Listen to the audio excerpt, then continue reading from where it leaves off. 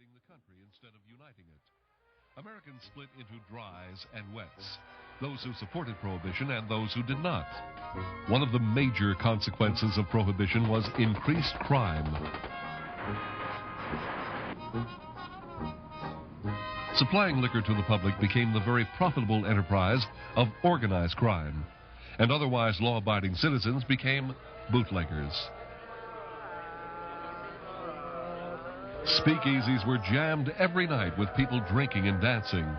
Drinking became more attractive and glamorous once it became an underground activity.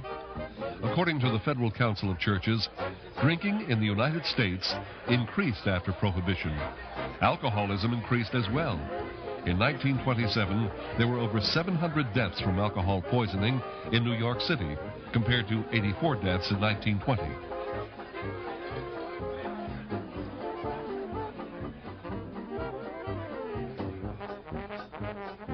Rum fleets were to be found near many of the nation's busiest harbors, where bootlegging and liquor running were the most profitable. The United States created its own Prohibition Navy, including 4 cutters and 8 speedboats, all armed. The law enforcement vessels were given sanction to fire directly at the rum runners. The booty that law enforcement officials confiscated from bootleggers showed that they were well stocked and organized. Gangsters like Chicago crime lord Al Capone got rich supplying the huge amounts of alcohol.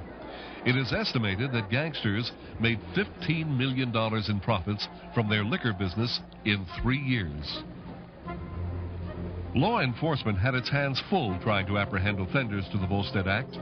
In 1923, estimates show that almost 1/2 of the nation's district attorney's work was on prohibition cases. Enforcement was costing the nation the current equivalent of over $100 million a year.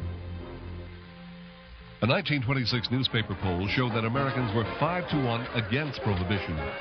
Franklin Roosevelt's campaign promise to repeal prohibition helped propel him to the White House. Finally, after 13 long, dry years, the Volstead Act was repealed on December 5, 1933. The great experiment that began on January 16, 1920, had turned into